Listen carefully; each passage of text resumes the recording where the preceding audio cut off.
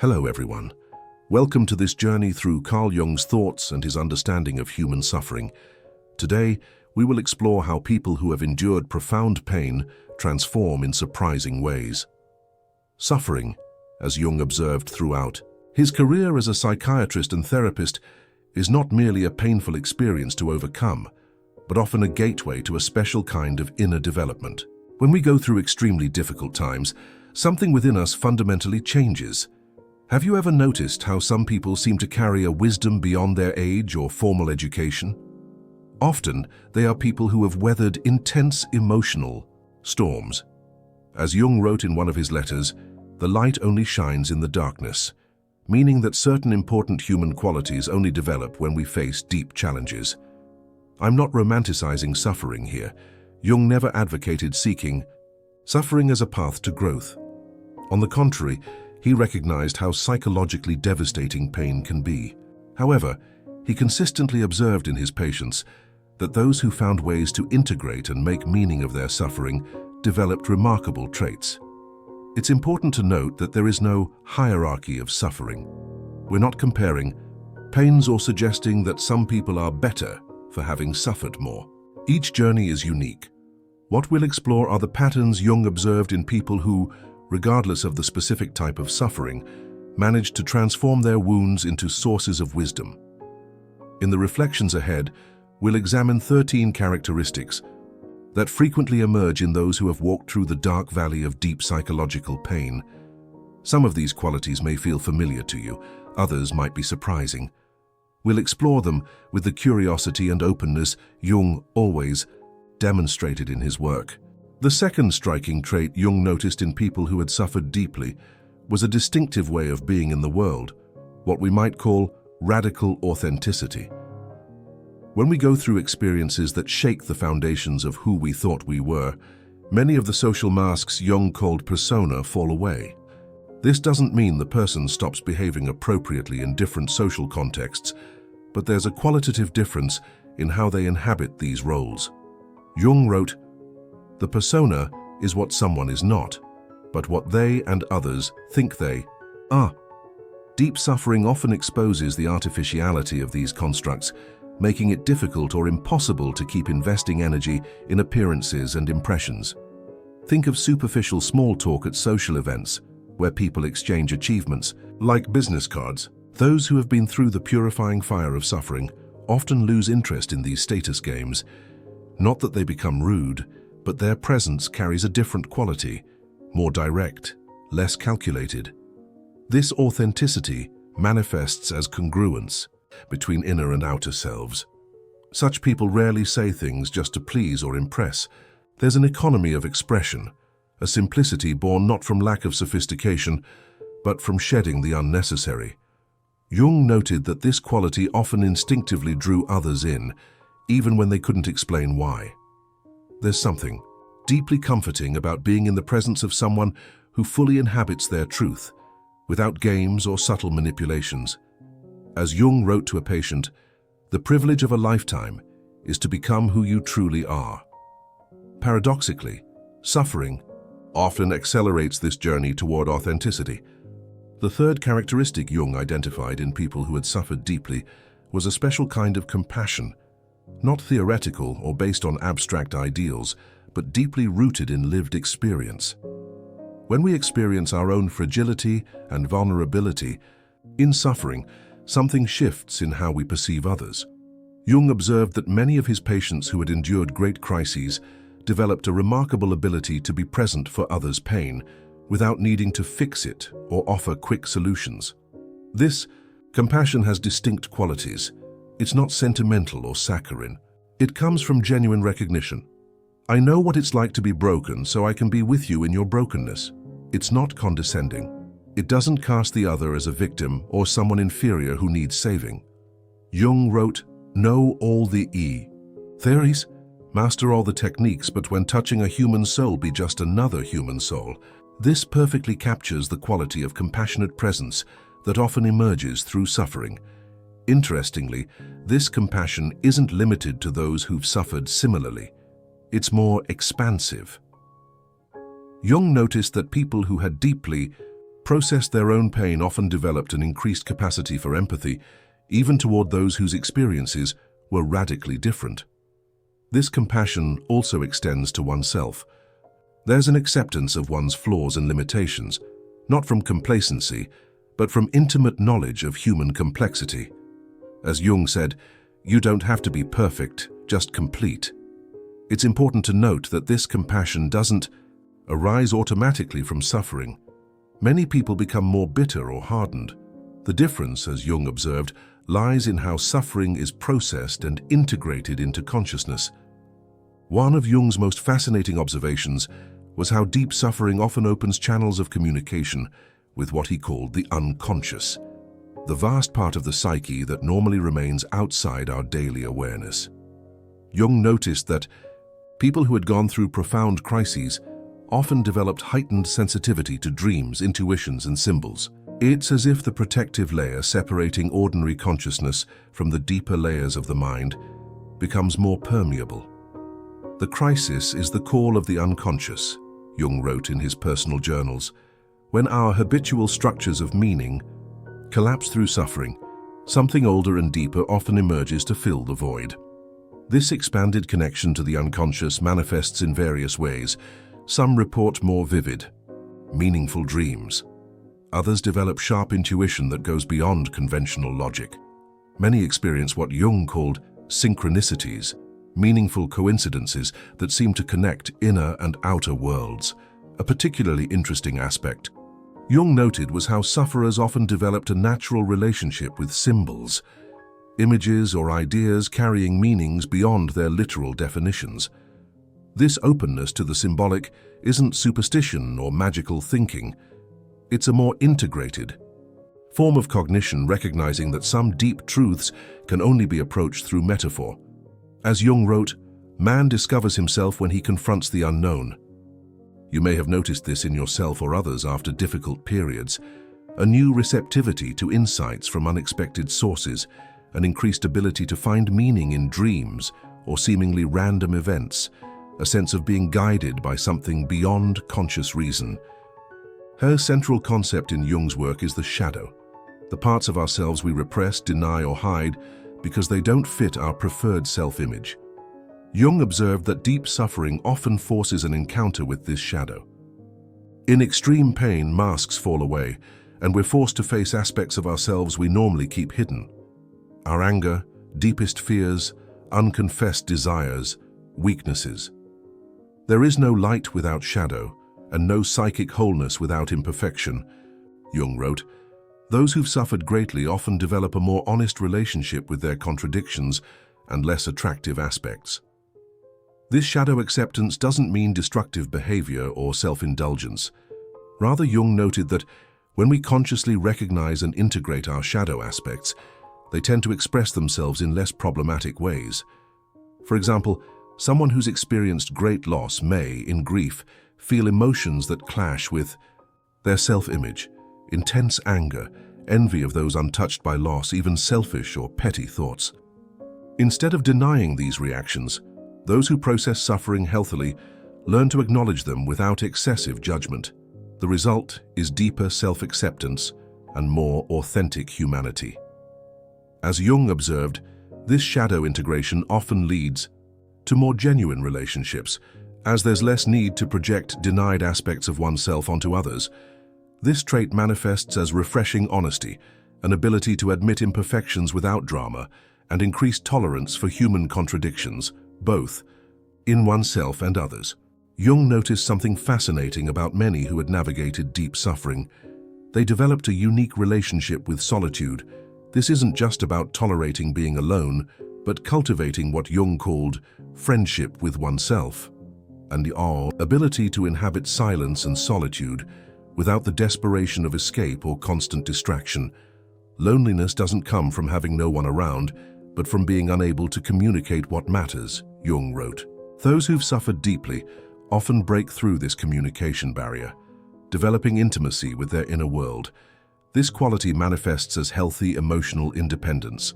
They certainly value meaningful connections, but don't constantly rely on external validation or others' presence to feel whole or secure.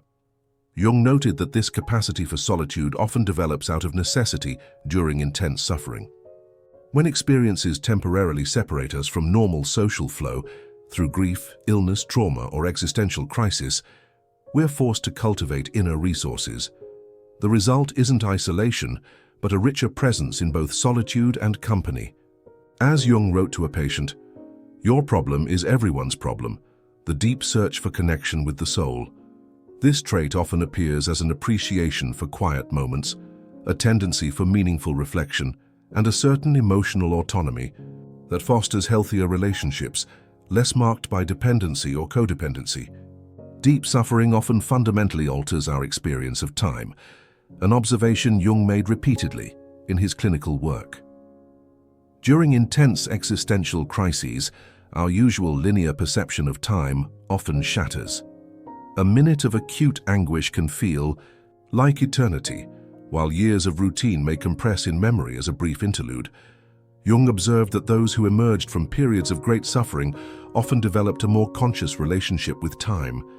There's less anxiety about the future, and less nostalgic clinging to the past. Instead, an increased ability to inhabit the present emerges. The present is the only time we have, Jung often reminded his patients. Those who've suffered deeply rarely need this reminder. The intensity of their past pain has often taught them to value now in a way others may find hard to grasp. This trait manifests as fuller presence in everyday moments, an ability to appreciate simple experiences, and often increased patience.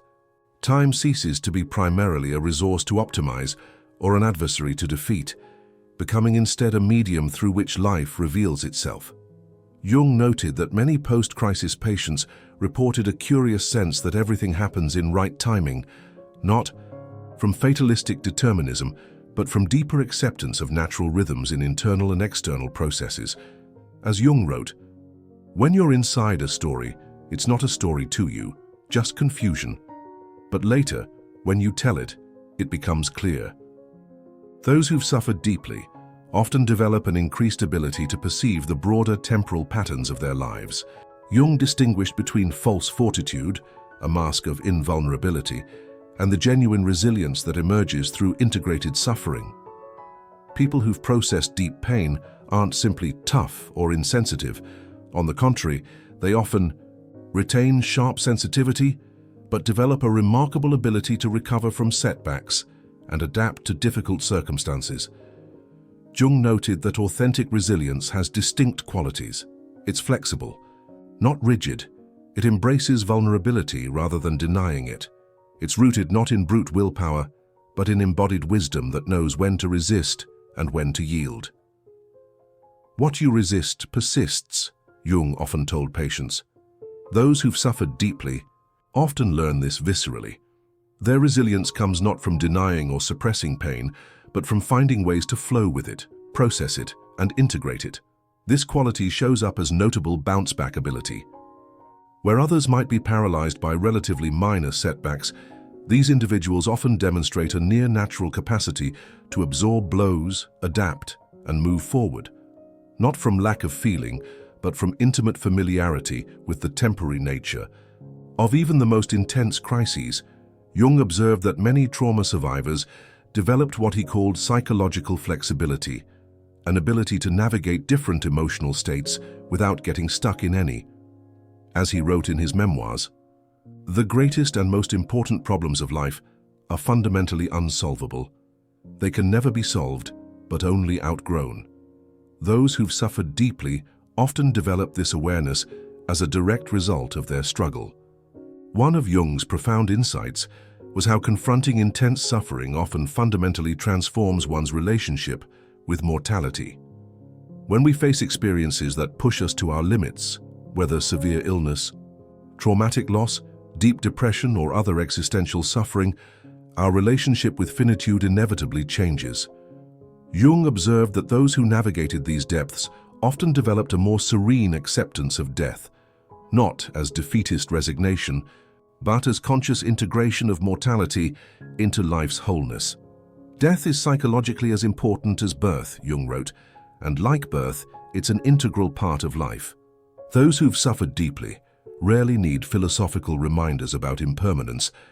Their bodies and psyches have already registered this truth. This trait manifests not as morbid preoccupation, but as richer appreciation for life precisely because of its ephemeral nature. As one patient expressed, "Before I existed, now I live."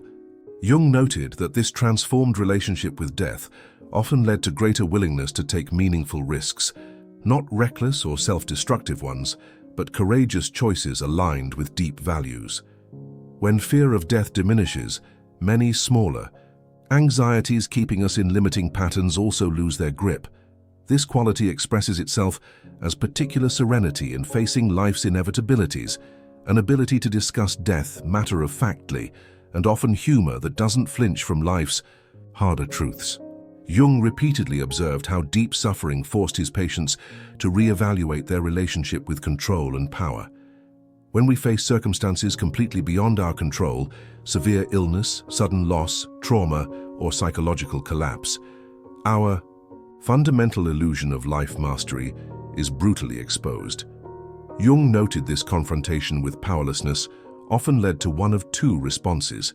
Some became more rigid and controlling, trying to prevent future pain through constant vigilance. Others developed what he called conscious surrender, an ability to distinguish between what can be influenced and what must be accepted. "Free yourself from the illusion that you create your own life and destiny," Jung wrote to an anxious patient. "You are not the source of your life, only its vessel." Those who've deeply integrated their suffering often arrive at similar understanding, not as defeat, but liberation. This trait manifests as a more fluid, adaptive approach to life. There's less rigidity and more capacity to adjust. Plans are made, but held lightly. Expectations exist, but with built-in flexibility. Jung observed that this transformed relationship with control often resulted in significantly reduced anxiety. As he wrote, "What we look at isn't what we see." In other words, by accepting the limits of our control, we paradoxically become more able to constructively influence what is within our power. This quality expresses itself as a remarkable ability to adapt to changing circumstances, reduce tendency to micromanage others, and increase tolerance for ambiguity and uncertainty. "Man cannot stand a meaningless life," Jung wrote. One of his keenest insights was how those who navigated intense suffering often developed a remarkable ability to extract meaning even from the most painful experiences. This doesn't mean romanticizing suffering or seeing it as good in itself. Rather, Jung observed that many patients simultaneously held two seemingly contradictory truths: that their suffering was genuinely terrible, and yet it had become a catalyst for growth that wouldn't have occurred otherwise. This meaning-making capacity isn't forced positivity or denial. It's deeper and more complex. As Jung wrote, "Meaning makes an incredible amount of suffering bearable." Those who've deeply integrated painful experiences often demonstrate an impressive ability to contextualize their suffering within a larger narrative, not a simplistic, everything happens for a reason, but a nuanced understanding of how even destructive experiences can, when consciously processed, become sources of wisdom and compassion. Jung noted that this trait often manifested as a radical values transformation. What once seemed important, status, material wealth, external recognition, often dims after deep suffering. In its place emerge deeper priorities: authentic connection, personal integrity, meaningful contribution. This quality expresses itself as an impressive ability to draw valuable lessons from difficult experiences, a tendency to transform personal wounds into sources of healing for others, and a skill for finding purpose in circumstances others might see only as senseless tragedies. One of Jung's most surprising observations about those who'd suffered deeply was how many developed an increased capacity for genuine joy, not despite their suffering, but in part because of it. This seems paradoxical at first. How could someone acquainted with intense pain have greater access to joy? Yet Jung observed this phenomenon repeatedly in his practice. "The light only shines in the darkness," Jung often reminded patients. Those who've walked through suffering's darkness often develop heightened sensitivity to moments of beauty, connection, and pleasure that others completely overlook. This isn't the superficial happiness often celebrated in culture. It's richer and more complex, what we might call joy that includes everything, an ability to deeply appreciate good moments while maintaining awareness of life's transient, fragile nature. Jung noted that many patients reported an almost luminous quality in ordinary experiences after periods of great suffering, as if the intensity of their prior pain had amplified their capacity to feel all emotions, including positive ones. This trait manifests as genuine appreciation for simple pleasures, an ability to marvel at everyday life, and often a sense of humor that finds joy even in imperfect or challenging circumstances. As Jung wrote, "I am grateful even for my wounds, and my sufferings that reminded me pain is as wonderful as joy." Those who've suffered deeply often arrive at similar wisdom organically, not as an inspirational slogan but as a lived truth. The final characteristic Jung frequently observed in those who'd integrated deep suffering was a tangible sense of connection to something transcending the individual, what he sometimes called connection with the self, capital S, distinct from ego. This sense of connection doesn't necessarily follow traditional religious lines, though it might.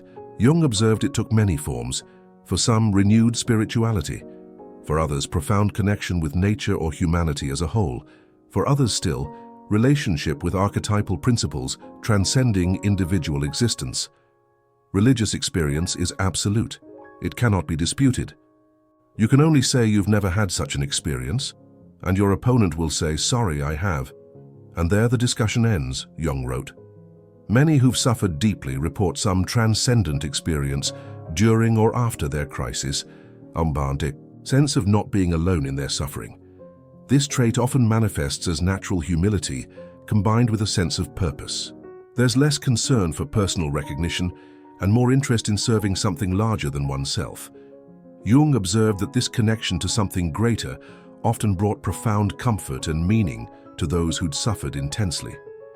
As he wrote, "The person who looks outward dreams, the person who looks inward awakens."